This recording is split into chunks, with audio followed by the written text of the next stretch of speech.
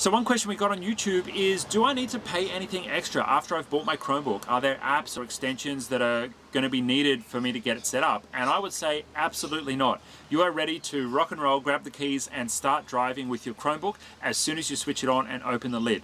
The only thing you need to do is sign into your Google account, and once you do that, it's automatically going to download all of your bookmarks and settings and Chrome preferences based on your cloud synchronized Chrome profile, and from there it's going to get you all set up on your Chrome device and you're ready to rock and roll.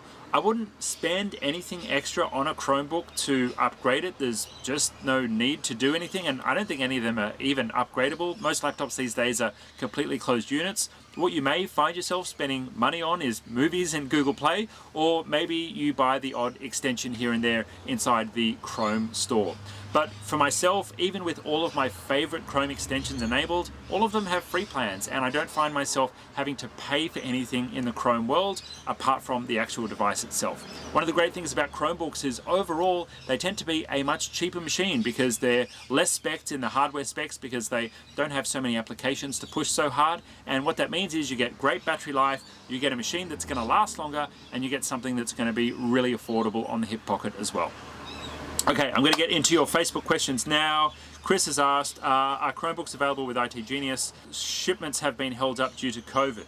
IT Genius does have Chromebooks available, so just have a chat to our team. We have plenty in stock and we have suppliers across Australia, so we can deliver them wherever you need. Richard has asked, best Chromebook under $1,000 and best for staff at a cheaper price. Richard, I would refer to my team on that one.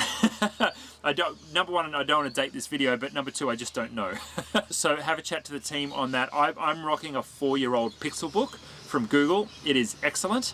I still think this is one of the best Chromebooks that you can buy even now, but there's a couple that have just come out, I think from, I can't remember if it was Asus or HP, but there's a couple that are around the $1,000 Australian mark that are really, really, really nice machines that have just been released. Another question that we have is, can I do multiple monitors? And yes, absolutely. Chromebooks will support multiple monitors, and so all you need to do is plug in your machine to a USB-C, and that will convert to either HDMI, or it can convert to DVI, or whatever else you have in your connected dongle stack.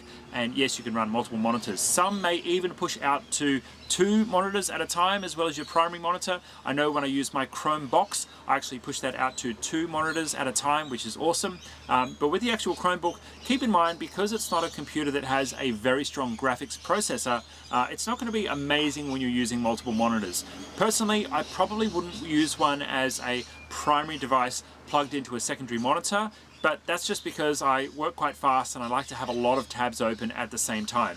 But if you're using less than, let's say, 10 tabs at a time, you're probably going to be fine working with one machine and a monitor. But I tend to push my Chromebook pretty hard, and any machine I'm using, I don't really like to wait for delays. So I like to have at least 16 gigabytes of RAM and a decent processor as well, so I can push my machines fairly hard, and that keeps me that little bit more productive. So Chromebook, amazing for on the go for me, but not so much as a primary machine in the office, just because of the way I like to work. So one question here is, should you just buy a Chromebox? Will the extra RAM and the extra processing power of an i7 with 16 gigabytes of RAM give you what you need to do either video editing or work with podcasting software?